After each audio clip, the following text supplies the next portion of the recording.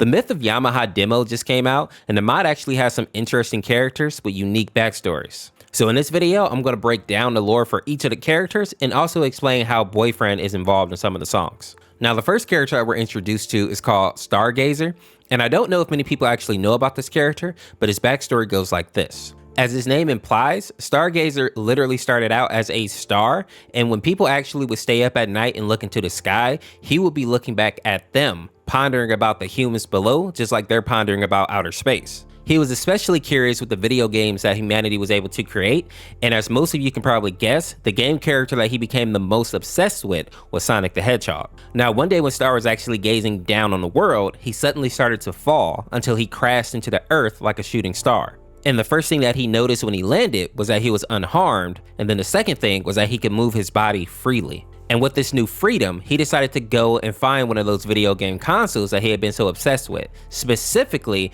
the Sega Saturn. But when he went to actually play the game, he ended up being sucked into it and becoming a part of the digital world.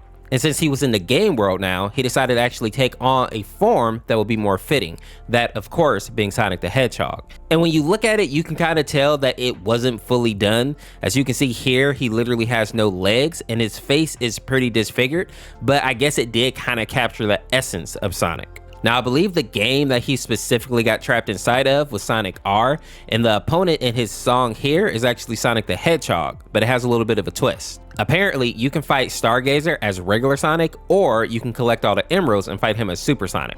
One thing to note though is that regardless of what you choose, I'm pretty sure you can beat it anyway, but it is just a cool little mechanic that they added. Next on our list is Innocence, or aka No More Innocence, and we actually got a cutscene for him this time. I wouldn't do that if I were you.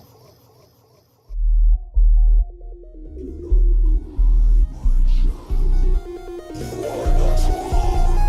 It is pointless to continue to hide when I'm always here. I warn you, you're too powerless to think or act. Running won't get you far, so tell me, what is your next move? Now, something that I find interesting about this song is that apparently Boyfriend is the one controlling Tails, meaning that Boyfriend probably purchased this cursed version of the game, and even though Tails is obviously trying to warn him, Boyfriend is probably just too dumb to realize what's going on. And this is even with the fact that Tails has like this little cutscene where he looks very scared and panicked.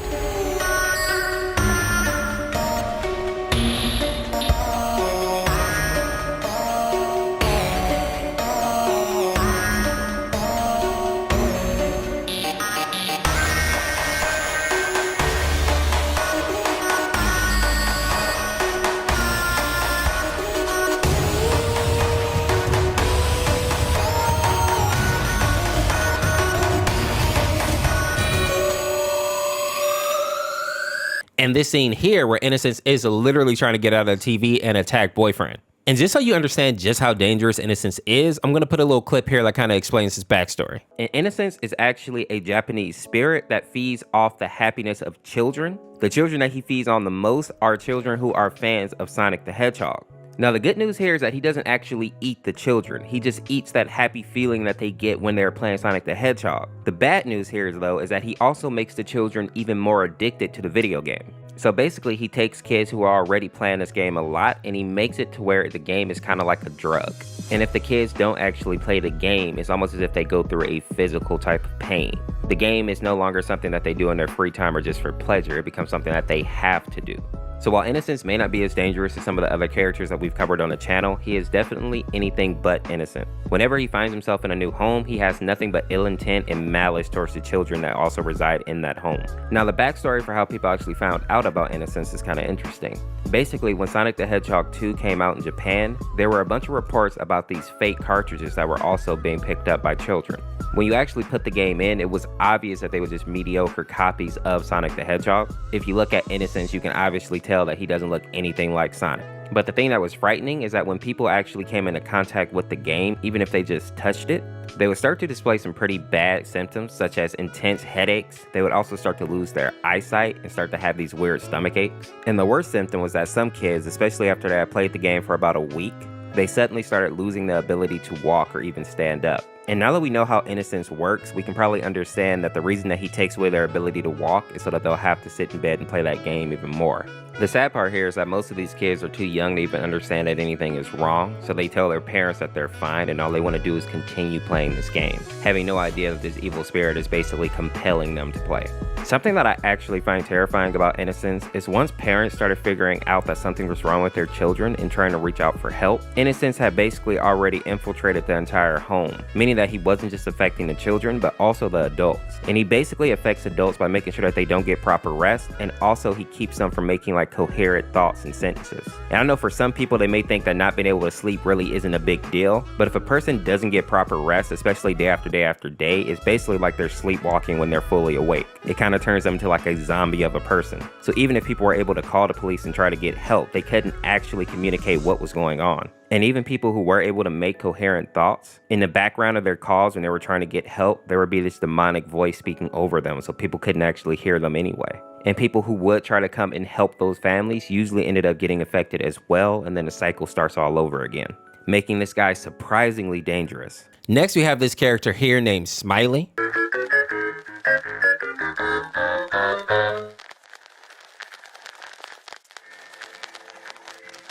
What's the matter, Sally Saddest? I've been able to catch you. You pressed escape 4 weeks through the recent events currently happening.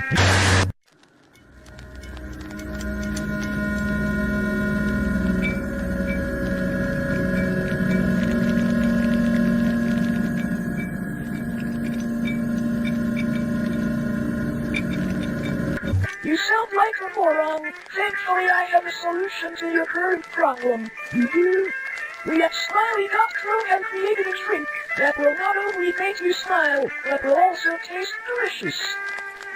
Introducing Smiley Curry. This curry flavored soda will not only taste delicious, but it will also make you feel like under you. I really don't think this will solve. Shut up. I'm helping you. Now this character originated from the Smiley analog horror tapes, and if I remember correctly, you can actually find re-uploads of these tapes on YouTube under the name Smiley Archived Re-Uploaded. And from what I've actually watched so far, it looks like the series follows a young man who is being brainwashed into doing some violent things. And it seems like the brainwashing involves showing these weird suggestive images and also pills that numb certain emotions and increase others, like the desire to harm people and do violent acts in general. And why do you think you have them? I'm not sure. And how do you feel about the tapes? I don't understand the tapes. They make me feel dehumanized when I watch them. That's fine. Soon you'll understand them. And if I'm being honest, the series was surprisingly dark, but hopefully like this explanation kind of helps you understand the cutscene that was at the beginning here. The next character on the list is called the Test Subject, and he is from the creepypasta titled The Russian Sleep Experiment. Now, for those of you that don't know, the creepypasta deals with Russian researchers back in like the late 1940s who kept 5 people awake for 15 days using a type of gas. And as you would suspect, the 5 prisoners ended up going completely crazy due to lack of sleep. But there is one quote that really stands out at the end of the creepypasta that relates to this mod. The quote is this: "We are you. We are the madness that lurks within you all, begging to be free at every moment in your deepest animal mind. We are what you hide from in your beds every night.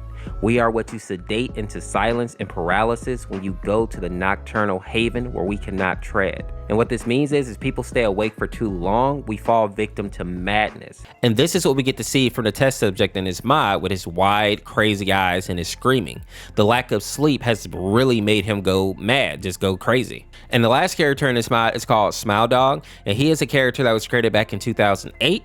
And while he does look really creepy here, his original image is actually pretty cute. But when the internet got a hold of this image, they started modifying it until we got some truly monstrous versions of this dog, which of course is how the legend of Smile Dog started. And in the lore, it states that Smile Dog can infect your phone or your computer, and if you see his image, you have to send it to somebody else in a certain amount of time, or the dog will hop out of your device and attack you. Although I don't know how well that will work against Pico, considering that he's packing some heat, which in my opinion is why I think the dog is standing inside the television. I don't think it wants anything to do with what Pico is holding in his hand right there. But with that being said, if you enjoyed this video, make sure to check out this video on the screen here, subscribe to Daily Recurring Member of the Horse Force, and we'll see you tomorrow with another one.